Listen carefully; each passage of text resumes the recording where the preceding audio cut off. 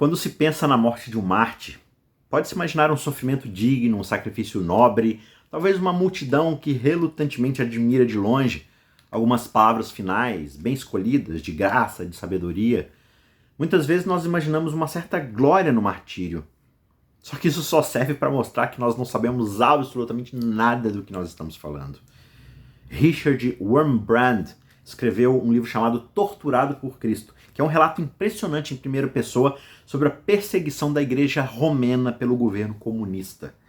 Ele observa, a uma certa altura dos seus relatos, que a maneira mais eficaz para um governo matar um pastor não era prendê-lo e matá-lo inocente diante de todos.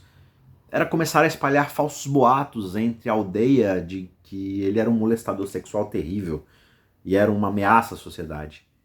Eles faziam isso e eles tinham certeza de que uma multidão de vigilantes vingativos locais faria o resto do trabalho. Por isso, esse homem não morreria como um herói, ele morreria como um vilão pedófilo, pelo menos aos olhos daquela aldeia, daquele pessoal. Muitas pessoas imaginam uma multidão aplaudindo o caminho para o martírio. Só que o Wurmbrand escreve sobre a realidade de que aqueles que morrem por Jesus raramente são conhecidos por estarem morrendo por Jesus.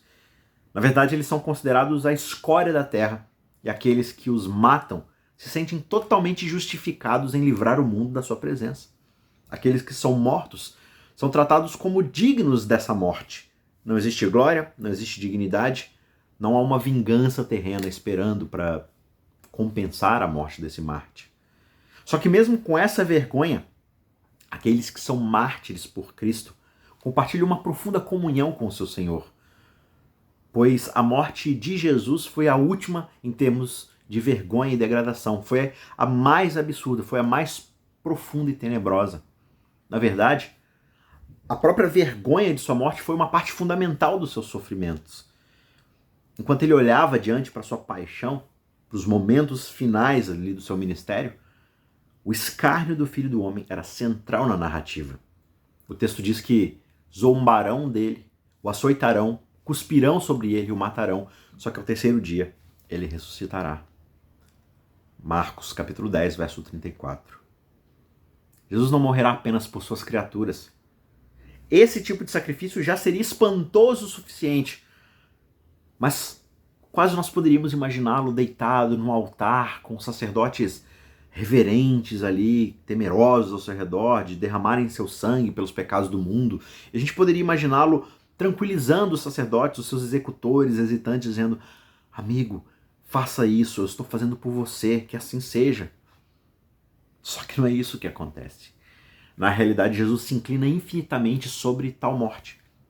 Ele não é apenas assassinado injustamente, ele também é ridicularizado. Mateus 27 e 31 relata que, logo a seguir, os soldados do governador, levando Jesus para o pretório, reuniram em torno dele toda a tropa. Tiraram a roupa de Jesus e o vestiram com um manto escarlate, e tecendo uma coroa de espinhos, a puseram na cabeça dele e colocaram um caniço na sua mão direita. E ajoelhando-se diante dele, zombavam, dizendo: salve, rei dos judeus! E cuspiram nele, e pegaram o caniço e batiam na sua cabeça. E depois de terem zombado dele, tiraram-lhe o manto e o vestiram com as suas próprias roupas. Então o levaram para ser crucificado. É um serviço de anticoroação. No palácio, eles o vestem, o coroam e o proclamam rei, e ao mesmo tempo zombam dele, cospem nele, o esmurram na cara. Se esse fosse um mero homem, isso já seria vergonhoso.